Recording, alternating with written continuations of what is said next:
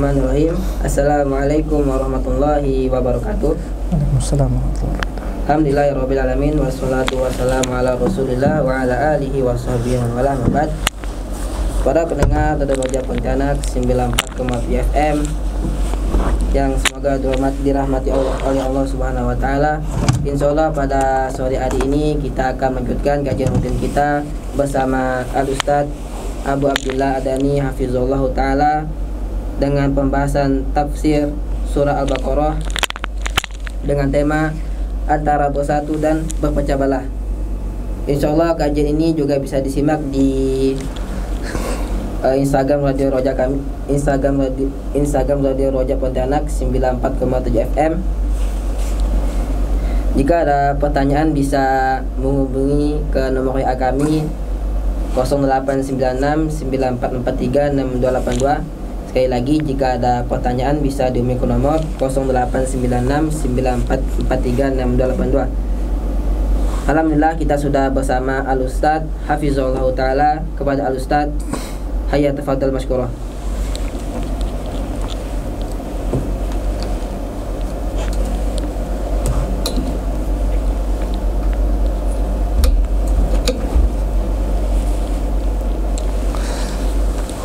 Bismillah. Assalamualaikum warahmatullahi wabarakatuh. Alhamdulillah. Assalatu wassalamu ala Rasulillah nabiyina Muhammadin wa ala alihi wa ashabihi wa man walah. Allahumma salli ala Muhammad wa ala ali Muhammad kama sallaita ala Ibrahim wa ala ali Ibrahim innaka Hamidum Majid. Wa barik ala Muhammad wa ala ali Muhammad kama barakta ala Ibrahim wa ala ali Ibrahim innaka Hamidum Majid.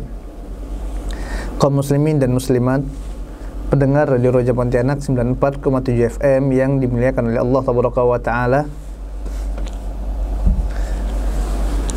Alhamdulillah, puji dan syukur kita panjatkan kepada Allah atas limpahan nikmat dan karunia yang Allah Tabaraka wa taala berikan kepada kita. Kemudian salawat dan salam senantiasa kita curahkan kepada junjungan kita, kepada suri tauladan kita, Nabi yang kita cintai, Khatamul Anbiya wal Mursalin, penutup para Nabi dan Rasul, yaitu Nabi Muhammad sallallahu alaihi wasallam. Begitu pula kepada keluarganya, kepada sahabatnya, dan kepada umatnya yang istiqomah mengikuti sunnah beliau hingga hari kiamat. Jamaah yang dimuliakan Allah Subhanahu wa taala, kita akan melanjutkan pembahasan kita dari tafsir surah Al-Baqarah, dan sekarang kita telah sampai pada firman Allah Subhanahu wa taala, a'udzubillahi minasyaitonir rajim. Wa idz ataina Musal kitaba wal furqana la'allakum tahtadun. Allah Subhanahu wa taala mengatakan,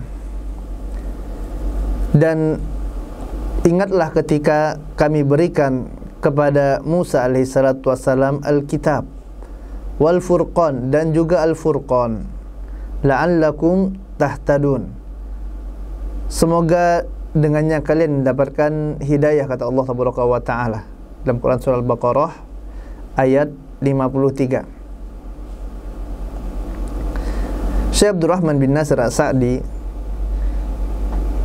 rahimahullahu taala anhu mengatakan bahwasanya yang dimaksud dengan Alkitab pada ayat ini yaitu adalah kitab Taurat. Yang dimaksud dengan Alkitab adalah Taurat yang Allah Subhanahu wa taala turunkan kepada Nabi Musa alaihi salatu wassalam. Sedangkan yang dimaksud dengan Al-Furqan, kata Syekh Abdurrahman bin Nasir As-Sa'di, adalah mukjizat-mukjizat yang diberikan oleh Allah Subhanahu wa taala, yang digunakan untuk memisahkan antara kebenaran dan kebatilan. Adapun makna dari tahtadun, la'allakum tahtadun, tahtadun di sini kata Syekh Sa'di rahimahullahu ta'ala anhu adalah yaitu agar kalian Bani Israel ini dapat petunjuk untuk mengetahui kebenaran dalam segala urusan agama dan urusan dunia kalian. Pada ayat ini kata Syekh rahimahullahu ta'ala anhu, Syekh Abdurrahman bin Nasir As-Sa'di, pada ayat ini Allah tabaraka wa ta'ala memuliakan Nabi yang diutus kepada Bani Israel, yaitu adalah Nabi Musa alaihi salatu wassalam, yang mana Allah tabaraka wa ta'ala berikan kepada Nabi Musa ini Alkitab, yaitu kitab Taurat, yang mana di dalam Taurat ini terdapat petunjuk bagi mereka, terdapat petunjuk dan cahaya dari Allah tabaraka wa ta'ala dan mukjizat untuk melawan kebatilan Fir'aun dan membenarkan dakwah yang dibawa oleh Nabi Musa alaihi salatu wassalam. Kemudian Al-Hafidz Ibnu Katsir rahimahullahu ta'ala anhu mengomentari ayat ini bahwasanya yang dimaksud dengan firman Allah tabaraka wa ta'ala Al-Furqan di sini adalah sesuatu yang membedakan antara yang hak dan yang batil. Yang dimaksud dengan Al-Furqan, kata Al-Hafidz Ibnu Katsir, dan firman Allah tabaraka wa ta'ala, wa idz ataina Musa al-kitaba wal furqan, yang dimaksud Al-Furqan di sini adalah pembeda antara yang hak dan yang batil,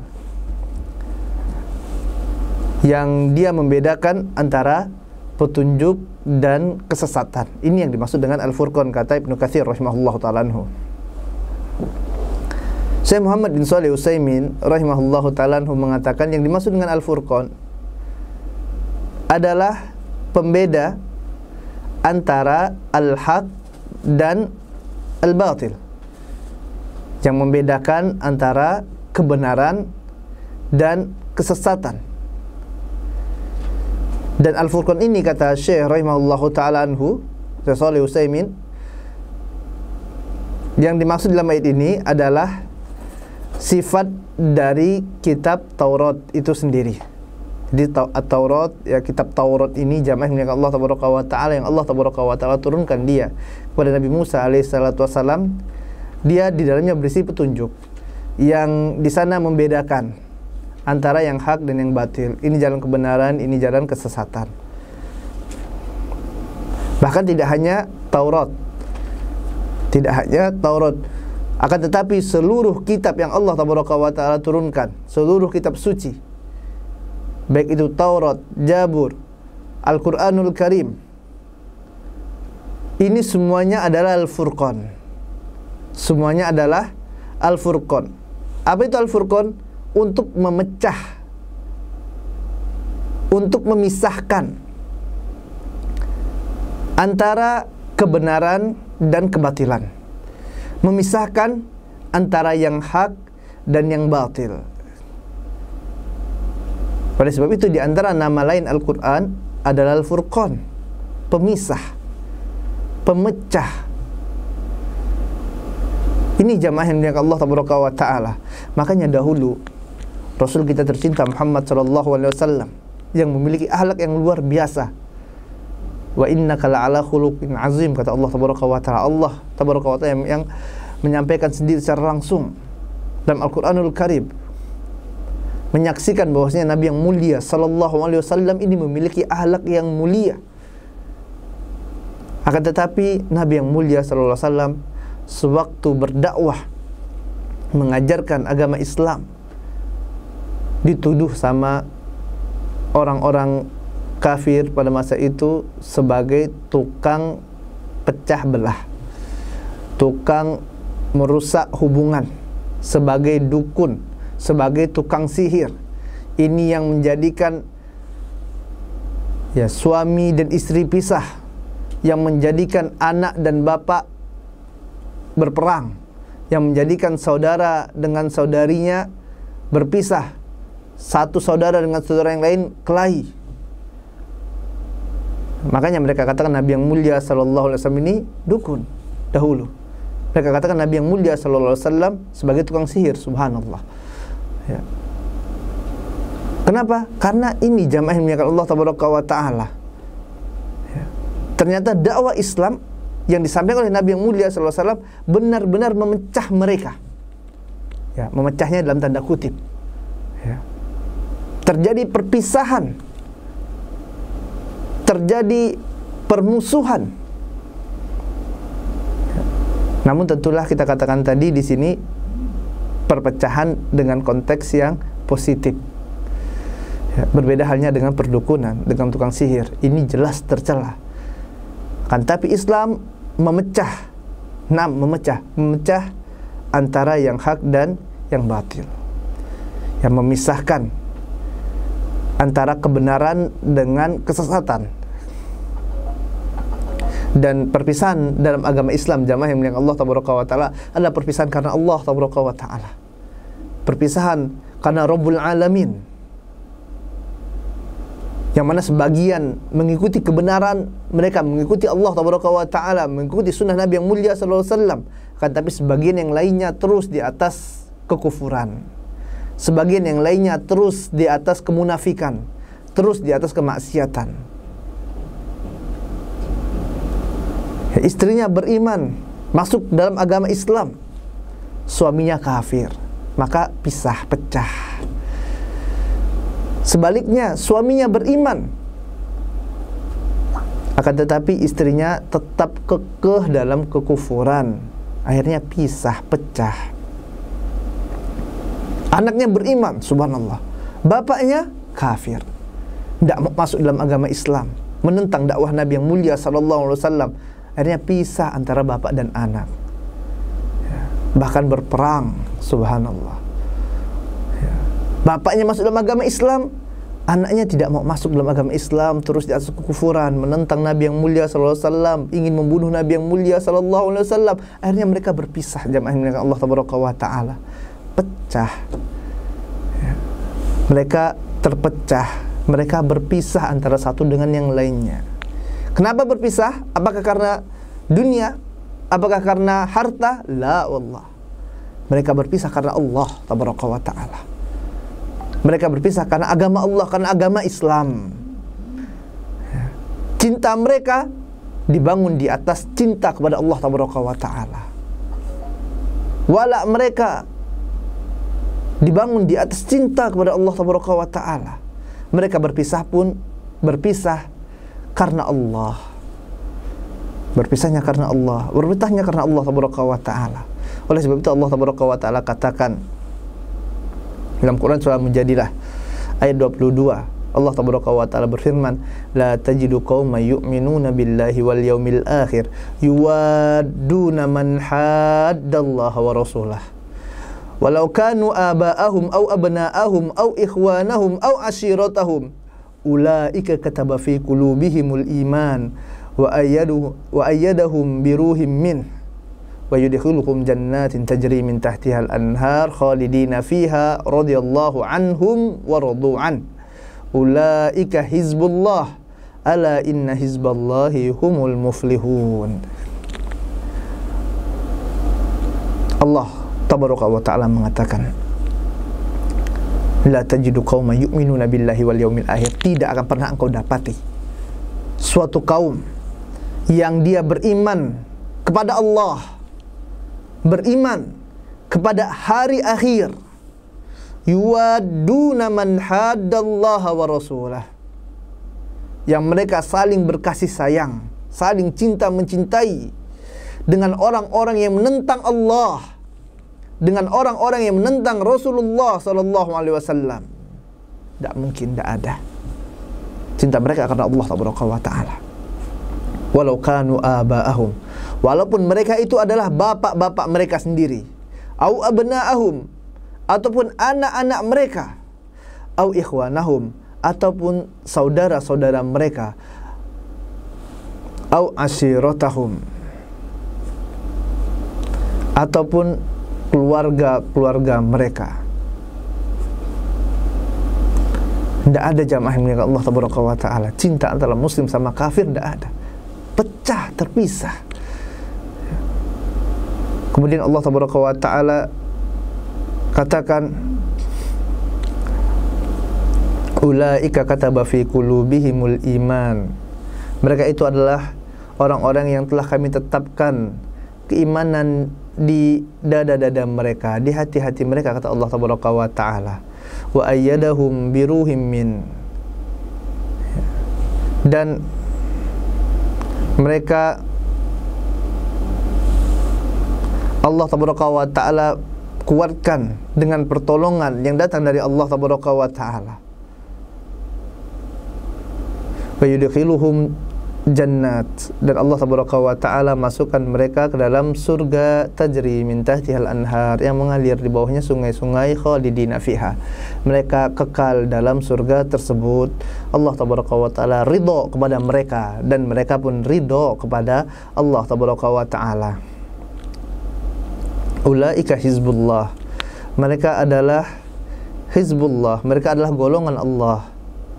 Ala inna hizballahi humul muflihun. Ketahuilah bahwasanya golongan Allah tabaraka wa taala, hizbullah itu adalah golongan yang beruntung. Ya, di sini jelas sekali jamaah yang Allah tabaraka wa taala. Ya, cinta mereka, benci mereka, wala mereka, loyalitas mereka adalah karena Allah. Orang-orang yang beriman yang menjadikan sebab dia mencintai seseorang, menjadikan sebab dia membenci seseorang adalah karena Robnya, karena Rob Allah tabaraka wa ta'ala, tidak ada selainnya. Oleh sebab itu jamaah yang dimuliakan Allah tabaraka wa ta'ala, apabila ada yang mengatakan bahwasanya dakwah sunnah ini memecah belah, ya, dalam tanda kutip memecah belah, mereka katakan, maka kita katakan na'am. Kita katakan iya betul, memang memecah belah. Namun memecah belah di sini adalah memecah belah dalam konteks positif. Memecah belah dalam konteks yang positif, memecah antara yang hak dan yang batil, memisahkan antara kebenaran dengan kesesatan, memisahkan antara tauhid dan syirik, memisahkan antara sunnah dengan bid'ah. Ini memecah jamaah yang Allah tabaraka wa taala. Kalau yang dimaksud mecah belah seperti ini, nah, dan tidak mungkin bersatu antara kebenaran dan kebatilan, tidak mungkin abadan, selama-lamanya. Antara yang hak dan yang batil bersatu tidak mungkin. Bahkan Allah tabaraka wa taala perintahkan untuk dipisahkan antara yang hak dan yang batil ini, tidak boleh kita satukan. Allah tabaraka wa taala katakan, wala talbisul haqqo bil batil wa taktumul haqqo wa antum ta'lamun. Ya, jelas sekali Allah tabaraka wa taala katakan, jangan campur adukkan, jangan kalian baur antara yang hak dan yang batil, kata Allah. Ya, tidak boleh dicampur. Ya, yang hak dan yang batil dijadikan satu, tidak boleh jamaah yang Allah tabaraka wa taala. Allah yang melarangnya. Ya, tapi kan kita ingin bersatu. Ya, bersatu seperti apa dulu? Ya, bukan bersatu yang seperti ini, mencampurkan antara yang hak dan yang batil, yang sunnah dengan yang bid'ah, yang tauhid dengan yang syirik. Lah, bukan seperti itu. Ya, bukan seperti itu jamaah yang dimuliakan Allah tabaraka wa taala. Kita ingin persatuan, nah, tapi perpecahan adalah sunnatullah. Ya, kita katakan perpecahan adalah sesuatu yang sudah sunnatullah, sudah dikabarkan oleh Nabi kita tercinta Muhammad sallallahu alaihi wasallam. Ya. Nabi yang mulia SAW mengatakan, man ya'is minkum fasayarah tilafan katsira fa'alaikum bisunnati wa sunnatil khulafai rasyidina mahdiyyin addu 'alaiha bin nawajid wa iyyakum wa muhdatsatil umur fa inna kulla bid'atun dhalalah. Nabi yang mulia SAW mengatakan, fa inna kulla bid'atun dhalalah, fa inna kulla bid'atun dhalalah.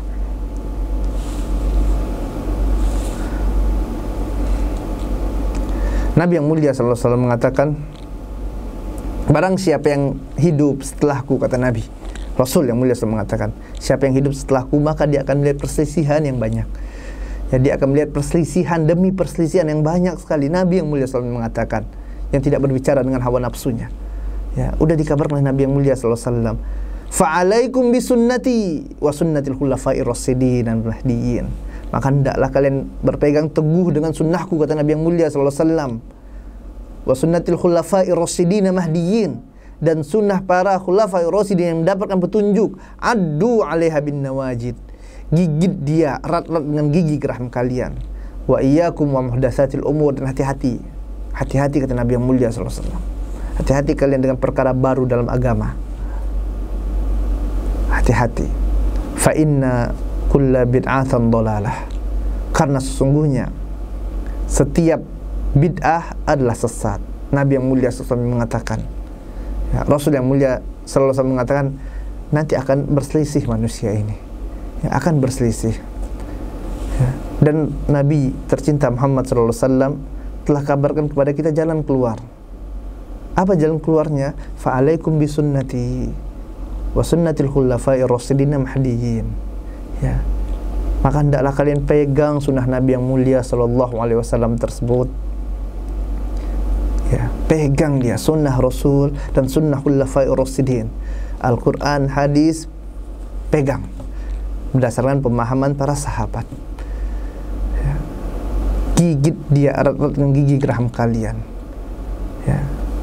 Walaupun banyak orang ingin menariknya, pertahankan. Pegang sunnah Nabi yang mulia sallallahu alaihi wasallam. Ya. Ini solusi yang diberikan oleh Nabi yang mulia sallallahu alaihi wasallam. Ya. Sewaktu ada perselisihan, ada perpecahan, maka pegang sunnah Nabi yang mulia sallallahu alaihi wasallam. Yang jadi masalah jamaah yang dimuliakan Allah tabaraka wa taala. Barakallahu fiyya wa fikum. Semoga Allah tabaraka wa taala memberkahi ana dan antum semuanya. Bahwasanya ternyata tidak semua orang yang mau berpegang dengan sunnah Nabi yang mulia sallallahu alaihi wasallam. Tidak semua orang mau berpegang dengan sunnah khulafa'ir rasyidin al-mahdiyyin. Tidak semua mereka mau berpegang dengan Al-Quran. Tidak semuanya mau berpegang dengan as-sunnah. Tidak semua manusia mau memahami Al-Quran dan sunnah sesuai dengan pemahaman para sahabat Nabi. Ini yang jadi masalah. Ya. Ini yang jadi masalah. Mereka tidak mau berpegang dengan wasiat Nabi tercinta Muhammad sallallahu alaihi wasallam. Ya. Yang akhirnya mereka yang enggan ini terbagi menjadi dua kelompok. Kelompok yang pertama, mereka tidak ingin mengikuti sunnah Nabi, mereka tidak ingin mengikuti sunnah khulafa'ir rasyidin, dan mereka diam. Ya, udahlah, mereka diamkan saja. Ini yang pertama.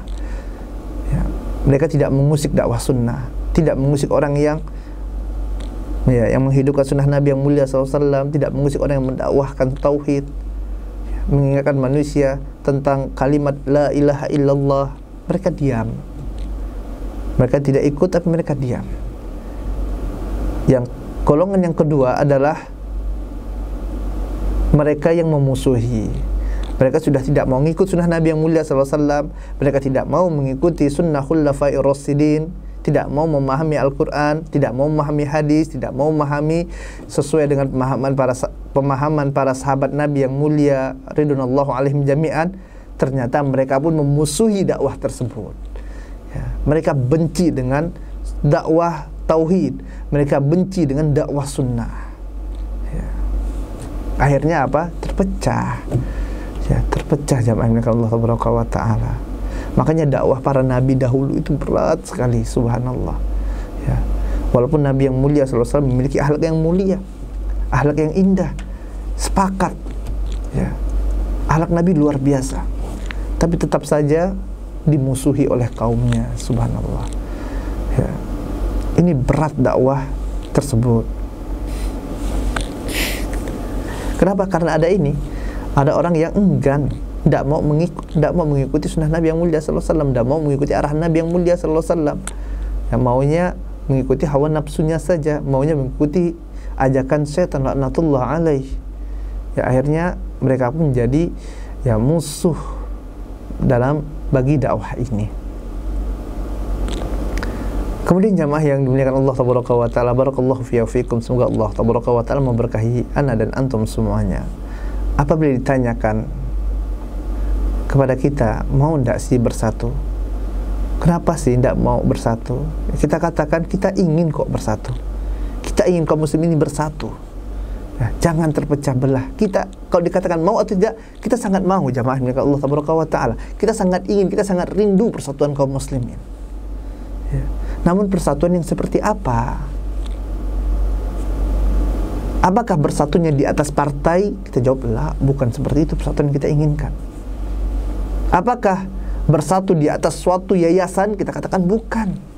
Bukan bersatu di atas yayasan, atau bersatu di atas lembaga,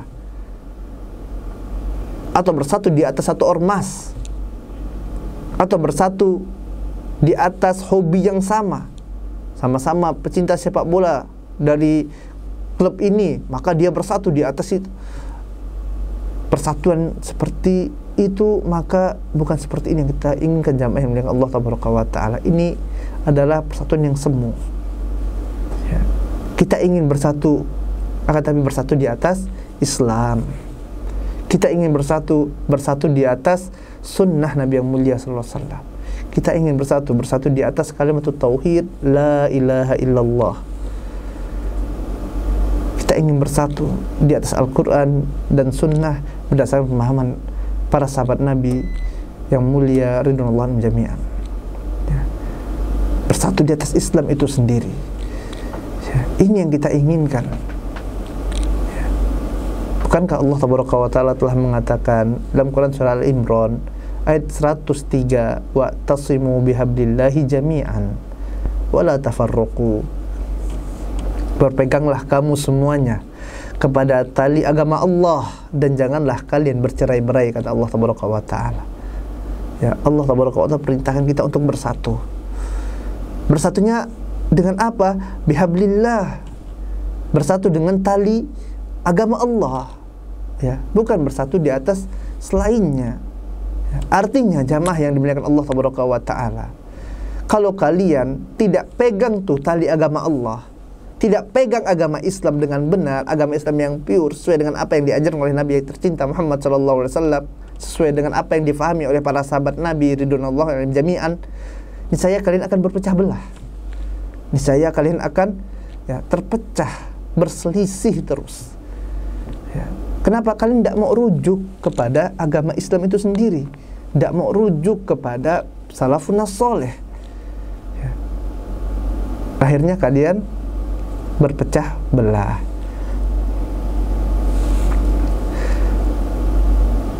Dan untuk menyatukan ini jamaah yang dimuliakan Allah Taala, ya, adalah perkara yang tidak mudah. Allah Taala katakan dalam Quran surah Al-Anfal ayat 63. Ya, dalam Quran surah Al-Anfal ayat 63 Allah Taala katakan, lau anfaqta ma fil ardi jami'an ma'allafa baina qulubihim. Ya, kalaulah kalian infakkan ma fil ardi jami'an, apa yang ada ya di atas muka bumi ini semuanya kalian infakkan. Ya, kalian kumpulkan pakai uang gitu manusia. Ya. Ma'allafa baina qulubihim, maka kalian tidak akan sanggup untuk menyatukan hati-hati mereka. Tidak bisa. Kasih orang itu uang berapa? 1 juta semuanya, 100 juta semuanya, dia ambil uangnya, tapi apakah hatinya bersatu? Jawabannya la. Allah yang mengatakan, lau anfaqta ma fil ardi jami'an ma'allafa baina qulubihim. Ya, mungkin depan kita manis, indah, tapi di belakangnya gimana? Hatinya seperti apa? Ternyata hatinya menolak. Ya, hatinya tidak bisa bersatu. Ya, makanya persatuan itu bukan dengan uang jamaah, tidak bisa bersatu dengan uang. Ya, dengan harta tidak bisa. Bersatu di atas partai tidak bisa. Ya. Bersatu di atas lembaga, yayasan, ormas tidak bisa. Ya. Kenapa? Hatinya tidak bersatu. Ya, hatinya terpecah. Ya. Akan tapi persatuan yang hakiki adalah bersatu di atas Islam, bersatu di atas tauhid dengan akidah yang benar. Ya. Persatuan di atas akidah, inilah persatuan yang sesungguhnya.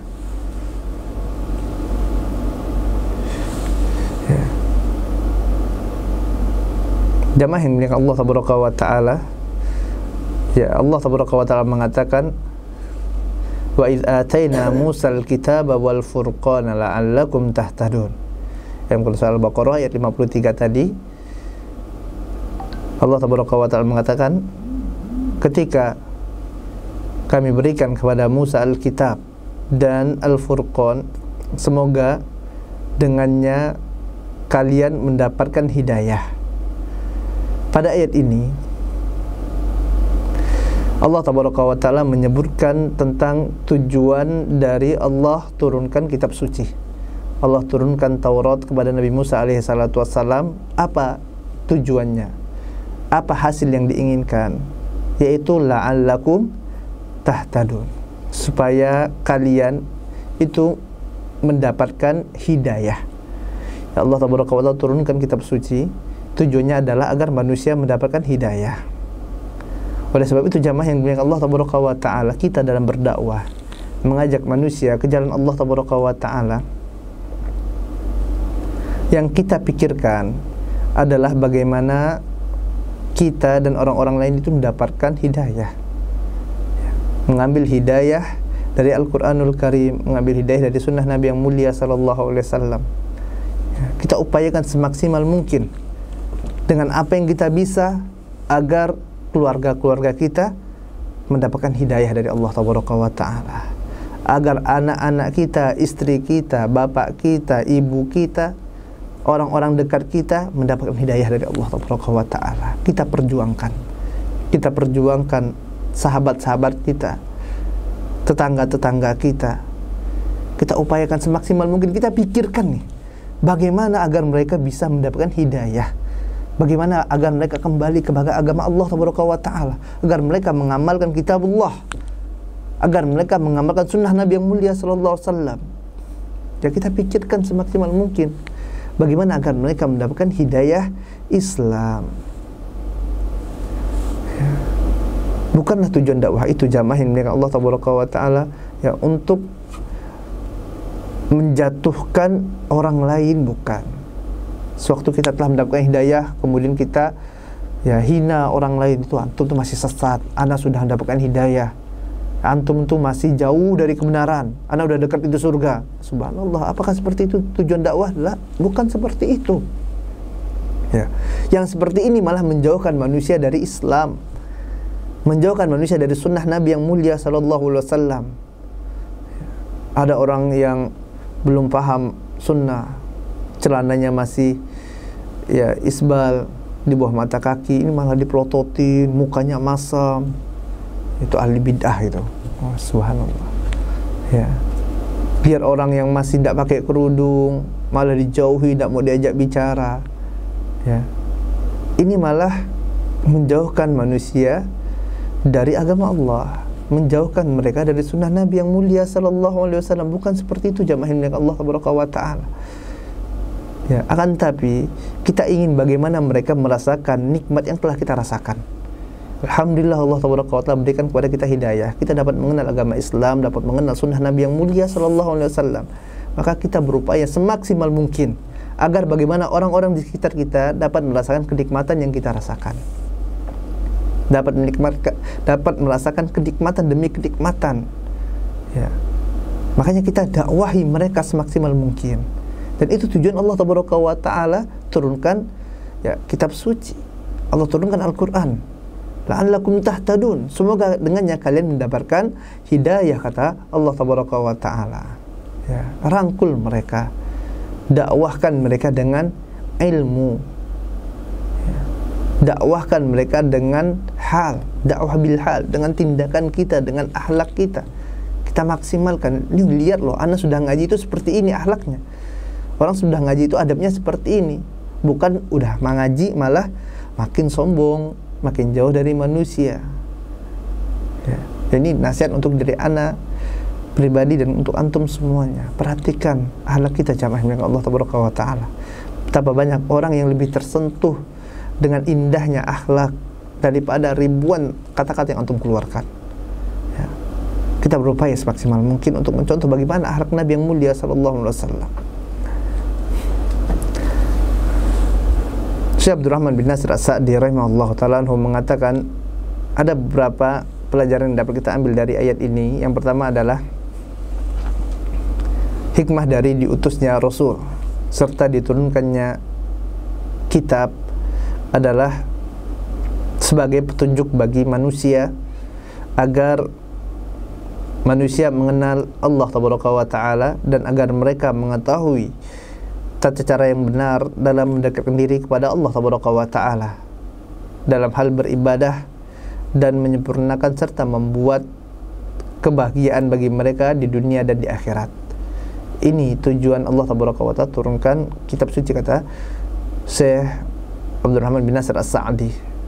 Agar apa? Agar manusia mengenal Allah Tabaraka wa Ta'ala, mengenal betapa indahnya Allah Tabaraka wa Ta'ala, betapa mulianya sifat-sifat Allah Tabaraka wa Ta'ala, dan agar manusia mengetahui, oh ini loh tata cara ibadah. Taunya dari mana? Dari Al-Quranul Karim. Taunya dari mana? Dari sunnah Nabi yang mulia sallallahu alaihi wasallam. Makanya ibadah itu adalah sesuatu yang telah ditetapkan, ya. Bukan kita mengada-ngadakan sendiri, karena kita tidak mengetahui Allah suka atau tidak. Kita tidak tahu Allah cinta atau benci dengan suatu amalan. Taunya dari mana? Dari Rasul, utusan Allah, yang menyampaikan kepada kita kebenaran. Ini perkara yang dicintai oleh Allah, ini yang dibenci. Yang dicintai oleh Allah kerjakan, yang dibenci oleh Allah tinggalkan. Kemudian di antara faedah dari ayat ini, ya, dibawakan oleh Syekh Muhammad bin Shalih Utsaimin rahimahullah ta'ala anhu, adalah kitab yang Allah Tabaraka wa Ta'ala turunkan, di antaranya adalah Al-Quranul Karim, adalah nikmat dari nikmat-nikmat Allah Tabaraka wa Ta'ala.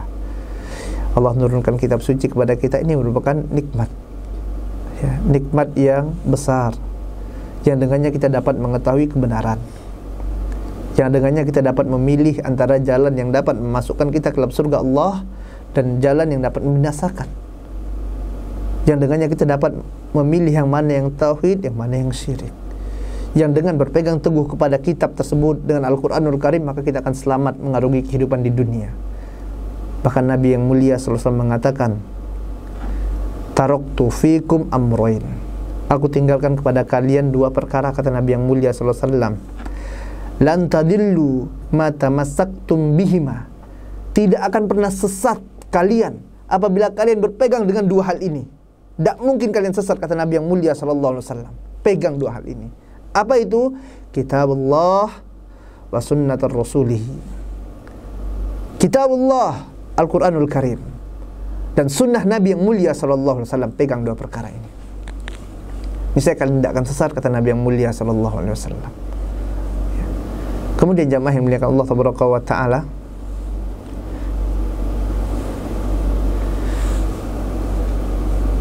faedah yang lainnya dari ayat ini adalah Allah Tabaraka wa Ta'ala turunkan kitab suci sebagai pembeda antara yang hak dan yang batil, sebagai pemisah antara kebenaran dengan kesesatan,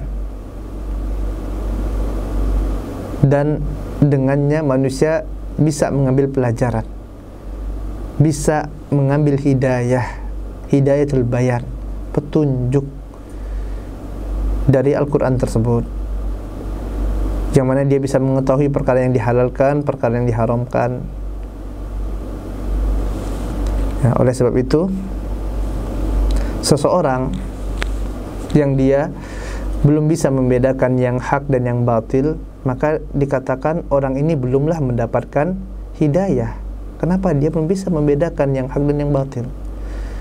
Kalau dia masih mencampur adukan antara yang hak dan yang batil, maka dikatakan juga orang ini belum mendapatkan hidayah. Kenapa? Itu dia masih mencampur adukan antara yang hak dan yang batil. Dia belum faham, belum mendapatkan hidayah. Oleh sebab itu, seorang yang ingin mendapatkan hidayah, maka dia harus kembali kepada wahyu dari Allah Tabaraka wa Ta'ala. Carilah dari Al-Quranul Karim, carilah dari hadis Nabi yang mulia sallallahu alaihi wasallam. Bukan cari pada buku-buku filsafat, bukan. Ya, kenapa? Karena ini pendapat manusia. Yang namanya pendapat manusia, sepintar apapun dia, maka bisa benar, bisa salah. Ya. Akan tetapi Al-Quranul Karim dan sunnah Nabi yang mulia sallallahu alaihi wasallam itu pasti benar. Dan inilah sumber hidayah.